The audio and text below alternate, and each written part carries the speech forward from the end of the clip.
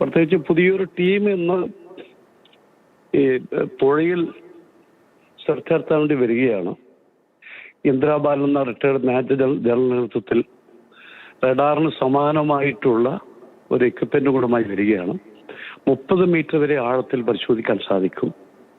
ഇന്ന് രാവിലെ ശിരൂരിൽ എത്തിച്ചേരുകയാണ് അവർ. ഇന്നലെ കർണാടക ഗവൺമെന്റ് അനുമതി കൊടുത്തു.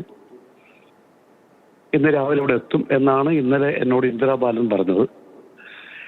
അപ്പോൾ സ്വാഭാവികമായും ഇനി പുഴയുടെ തീരങ്ങളും അതുപോലെ തന്നെ ആഴങ്ങളിലും പരിശോധിച്ച് അർജുനെ കണ്ടെത്താൻ ശ്രമം നടന്നു വരികയാണ്.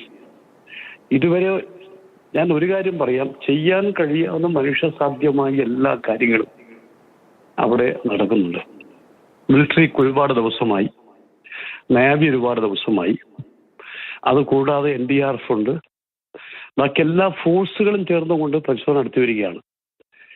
അവിടെ 3 പേരെ ഇനി ഇവരുടെ ഗവൺമെന്റിന്റെ വിവരമനുസരിച്ച് 3 പേരെ കിട്ടാൻ ബാക്കിയുണ്ട്, അർജുനുൾപ്പെടെ. അർജുന് വേണ്ടിയുള്ള തെരച്ചിൽ സത്യം പറഞ്ഞ ഇടപെടൽ കൊണ്ട് മാത്രം ഇത്രമാത്രം കൂടിയതാണ്. അതുകൊണ്ട് എൻ്റെ ഒരു വിശ്വാസം ഇന്ന് ഈ പരിശോധന കഴിയുന്നതോടുകൂടി ഏതെങ്കിലും രീതിയിലുള്ള റിസൾട്ട് ഉണ്ടാകും എന്നാണ് എൻ്റെ വിശ്വാസം.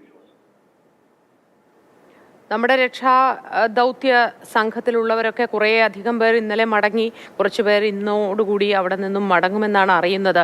തുടക്കത്തിൽ നമുക്കൊക്കെ ഒരു വിഷമം ഉണ്ടായിരുന്നു അങ്ങനെ പറഞ്ഞതിൽ. പക്ഷേ അവിടെ ഇപ്പൊ ആവശ്യം ഈ ആളുകൾ മറിച്ച് മിഷണറിയുടെ ആവശ്യമാണ് കൂടുതലുള്ളത്. അവിടെ ഈ NDRF ആണെങ്കിലും മിലിറ്ററി ആണെങ്കിലും അവര് ഇഷ്ടംപോലെ അവരുടെ വളണ്ടിയേഴ്സും ഉണ്ട്. അതുപോലെ തന്നെ എക്യുപ്മെന്റ്സ് ആണ് പ്രധാനപ്പെട്ട ഘടകം. മിഷണറിയുടെ ആവശ്യമാണ് അവിടെ കൂടുതൽ ആവശ്യം. മാത്രമല്ല ശ്രീ MK രാഘവൻ, അവിടെ വളരെ ശാസ്ത്രീയമായ ഒരു തെരച്ചിലാണ് നടത്തുന്നത്. സൈന്യത്തിന്റെ നേതൃത്വത്തിൽ അവരുടെ ശാസ്ത്രീയ വശങ്ങളെല്ലാം ഉപയോഗിച്ച് സാധ്യമായ എല്ലാ സംവിധാനങ്ങളും ഉപയോഗിച്ചുള്ള ഒരു തെരച്ചിലാണ്. അവിടെ ഈ പറഞ്ഞതുപോലെ നമ്മൾ വൈകാരികമായി ഇടപെടുന്നതിൽ അർത്ഥമില്ല എന്ന് തന്നെ മനസ്സിലാക്കുന്നു. അല്ല, അതാണ് അവിടെ ഞാൻ പറഞ്ഞല്ലോ, ഞാൻ ഇതിനു വേണ്ടി അവിടെ മുഖ്യമന്ത്രി വരുന്നു, യോഗം വിളിക്കുന്നു, മന്ത്രിമാർ വരുന്നു, ആ MLA അവിടെ അസംബ്ലി ആരംഭിച്ചിട്ട് MLA ഇതുവരെ പോകാൻ കഴിഞ്ഞില്ല. കർണാടക അസംബ്ലി നടക്കുകയാണ്. MLA പോകാതിരിക്കുന്ന CM ഞങ്ങളുടെ ആ യോഗത്തിൽ വെച്ചാണ് CM പറയുന്നത് പിന്നെ ഇത് റിസൾട്ട് വരുന്നവരെ ഇവിടെ നിൽക്കണം, പോകരുതെന്ന്. അതനുസരിച്ച് അദ്ദേഹം അവിടെ കാത്തു നിൽക്കുകയാണ്. ഞാൻ പറഞ്ഞു വരുന്നത് മനുഷ്യസാധ്യമായ എല്ലാ കാര്യങ്ങളും അവിടെ ചെയ്തിരിക്കാനും നടക്കുകയാണ്. അതിൻ്റെ എല്ലാ ശ്രമങ്ങളും, കാരണം ഇതൊരു ഭീകരമായ അവസ്ഥയാണ്. അവിടെ പോയി കാണുമ്പോൾ മാത്രമേ നമുക്കിത് ബോധ്യമാകൂ. കാരണം അവിടുത്തെ ഒരു സിറ്റുവേഷൻ എന്ന് പറഞ്ഞത് ഈ പുഴയിൽ പോലും പ്രത്യേക ദ്വീപ് മണ്ണ് നിറഞ്ഞിട്ടുണ്ടായിരിക്കുകയാണ്. ആലോചിക്കണം, ഒരു ഐലൻഡ്. അതുപോലെ പുഴക്കപ്പുറമുള്ള 3 വീടുകളെടുത്ത് പോയിരിക്കുന്നു. അത്രമേൽ ഒരു ഭീകരമായ അവസ്ഥകൾ ഉണ്ടായിരിക്കുകയാണ്. അവിടെ ചെയ്യാൻ കഴിയാവുന്ന എല്ലാ കാര്യങ്ങളും എല്ലാവരും ചെയ്തിട്ടുണ്ട്, നടക്കുന്നു. അർജുനെ രക്ഷപ്പെടുത്താൻ, അർജുനെ കണ്ടെത്താൻ എന്തെല്ലാം മാർഗം ഉപയോഗിക്കണം, ആ മാർഗം എല്ലാം ഉപയോഗിക്കാറുണ്ട്. കർണാടക ഗവൺമെന്റിന് മേൽ എല്ലാവരും നല്ല സമ്മർദ്ദം ചെലുത്തി വരികയാണ്. അതെല്ലാം ചെയ്തു വരികയാണ്. കർണാടക ഗവൺമെന്റ് ഇപ്പോൾ സൈന്യത്തെ അയക്കാൻ ആവശ്യപ്പെട്ട് അയച്ചു. അതുപോലെ തന്നെ റഡാർ അയച്ചു.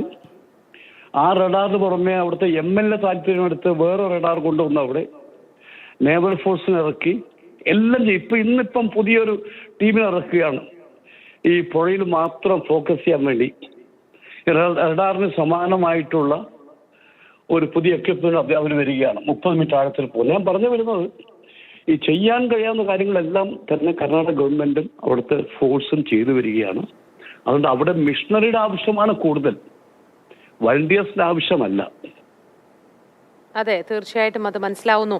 എല്ലാ സഹായങ്ങളും നമ്മൾ നൽകിക്കൊണ്ടിരിക്കുന്നു. എല്ലാ പിന്തുണയുമായി കേരളം ഒന്നടങ്കം എല്ലാവരും ഒപ്പമുണ്ട് എന്ന് തന്നെ മനസ്സിലാക്കുന്നു. ഒപ്പം ചേർന്നതിന് ഒരുപാട് നന്ദി ശ്രീ MK രാഘവൻ.